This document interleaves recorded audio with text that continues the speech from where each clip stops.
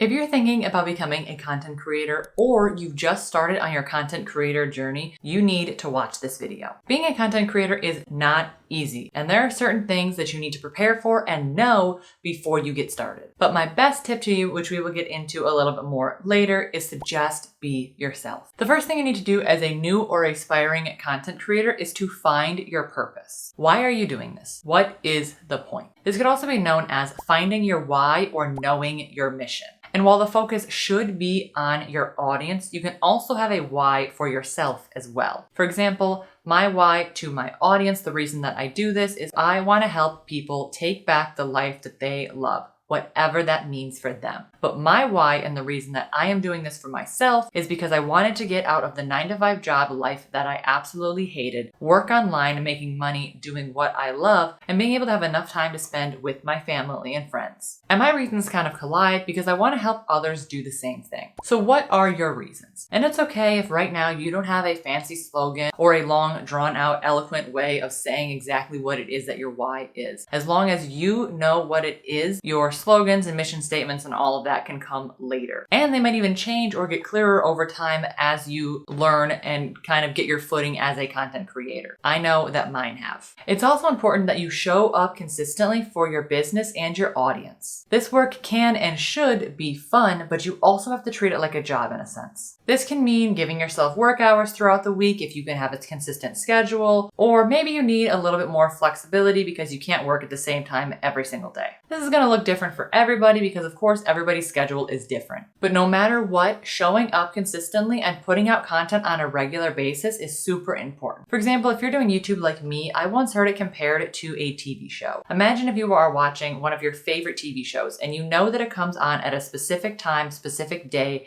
every single week. How would you feel if one day that show just didn't come out? And imagine if week after week the show was either missing a late or came out on a different day every single week. Eventually, over time, that show is going to start losing an audience. Your YouTube channel should be looked at the same way. If you tell your audience that you're going to have a video out Tuesday at 10 o'clock a.m. every single week, you should try your hardest to stick to that schedule and put out that content consistently. Now, I don't think YouTube is as extreme as a TV show because obviously a lot of us are solo creators and we either don't have the time, money, energy, or resources to put out a well-produced show week after week after week. So there's a little bit more of a leniency there. However, if you put out an upload one week and then you take 2 or 3 weeks off and then put out another upload at a random day, take another 2 or 3 weeks off, and you're just kind of random and all over the place with your channel, you may start to see your channel not grow as much as it could. The next thing you need to know as a content creator is to take breaks. Now hear me out on this one. Is this a direct contradiction to the last point that I just made? Yes. Does that make it any less true? No. Because one thing I don't want to do here on the channel is promote toxic productivity, which is a topic I already talked about in this video up here. You don't need to show up for your business every second of every day. There are going to be days where you need to step away, relax, and recharge. And I encourage you to take them. Because when I was first starting, I looked up to creators who said you need to show up for your business every day, you need to make sacrifices, you need to get an extra job so that you can do this business, you need to stay up late, stop watching Netflix, basically get rid of all the joys in your life and only focus on your business. And I tried that. And I can tell you firsthand, it didn't work for me. It led me to burnout month after month after month, and I got nowhere in the process. So make sure you take care of yourself and take breaks. Pace yourself, and your pace is going to be different than somebody else's. Now, that doesn't mean that you should still be missing uploads and not being consistent and not showing up for your business. Put in the work that you need to do, make sure you get out your uploads, and then take a break when you can. I think this is one of the biggest but scariest things when it comes to being a new content creator, and that is to be true to yourself. Allow your personality to shine through your content. I think all content creators start out as kind of timid and shy and not able to show their true personality online for fear of getting judged or disliked. And that doesn't mean that you exactly lie or pretend to be a different person to your audience. You may just not shine as brightly online as you do in real life, if that makes sense. Chances are you are likely going to get trolls and haters in your comment section no matter where you post your content or even on social media. Some people simply will not vibe with your content and some might even be downright hateful about it. But at the end of the day, it's better to not let these comments get to you and to just ignore them. Easier said than done, right? But the truth is you shouldn't care about those mean comments that people are making because chances are the people that are writing them don't actually care that much either. People in general are so absorbed in their own life. Most of them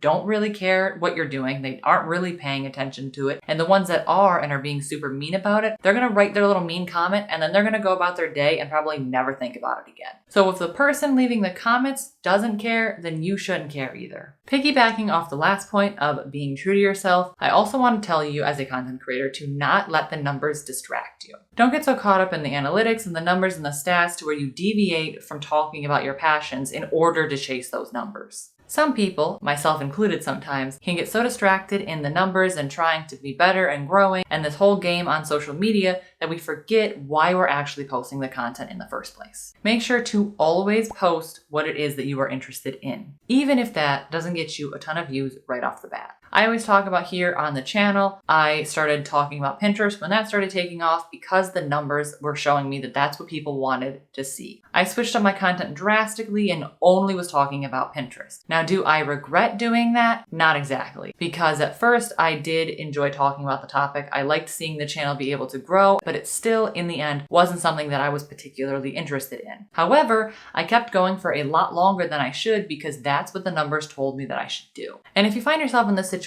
it's not exactly a bad thing to chase the numbers. Obviously, here as content creators, we are trying to reach the maximum amount of people that we can. So if you see a topic start to take off, definitely grab a hold of that. And I'm glad that I did this in my personal journey on YouTube here because it really catapulted my channel into growing a lot bigger than it would have if I didn't talk about those things. However, if you continue talking about those things past the point where it makes you miserable, that's where it becomes a problem.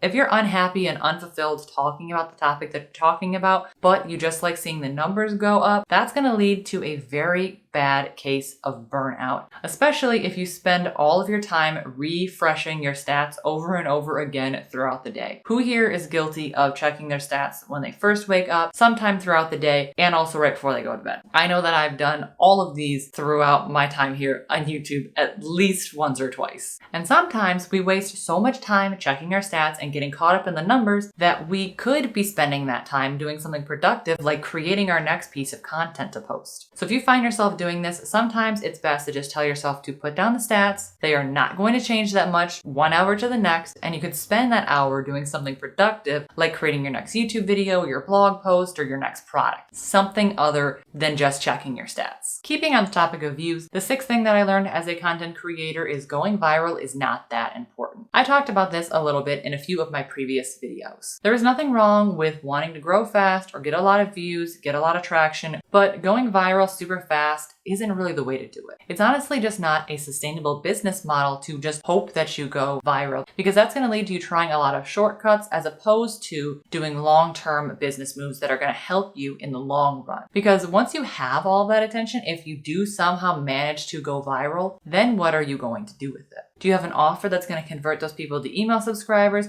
Do you have a product that converts really well so that you can make money off of all of this? Or are you just looking for views and subscribers and adoration from a bunch of people in a short amount of time? Some people are so focused on hitting home runs that they don't realize the power of just bunting the ball every single time. Instead of a blog post or a video that gets 100,000 views in a very short amount of time and then tapers off because that trend died, what happens if you put out evergreen content week after week? Let's say you put out a blog post here that gets 100 views, and then you put out a blog post here that gets 200, and then the next one that you put out gets 200, and then the next one you put out gets 300, and they're consistently week after week getting viewed and still growing your numbers. If you've never heard of evergreen content, it is a super powerful thing to create. It's essentially content or information that is going to help people for weeks, months, and years to come. It's not something that is a TikTok trend that is going to die off within the next 3 days. Evergreen content is essentially SEO searchable content that people can find and learn from in a year from now, in 2 years from now, and that information is still going to be relevant. That is a better strategy than just going viral. When you start creating content on the internet, you have to learn that you are going to be in this for the long haul. Meaning it may be a while before you start seeing money coming in. So you need to be patient. There are going to be a lot of long hours, hard work, and times where you want to quit before you turn this into a money-making machine. And that timeline is going to be different for everyone.